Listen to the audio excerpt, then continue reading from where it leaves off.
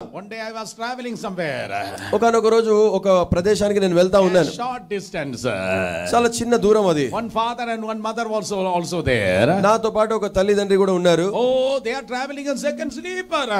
వారు second tyre sleeper లో చేస్తా ఉన్నారు. Son has given the ticket for second AC. తండ్రి ఏమో వారికి కుమారుడేమో వాళ్ళకి ఏసీ టికెట్ ఇచ్చాడు. But they didn't know how to get into second AC. They said, okay, anywhere in the train.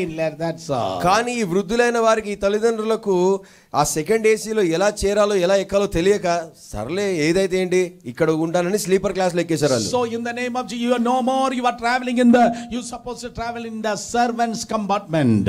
కనుక యేసు నామములో మీరు ఇక మీదట దాసుల కంపార్ట్మెంట్ లో ప్రయాణము చేయడానికి వీలు లేదు. But you are a son. మీరు కుమారులై ఉన్నారు. Hallelujah. Hallelujah. Don't look at the hand. చేతుల వైపు చూడకండి. Look at the face. ముఖాన్ని చూడండి.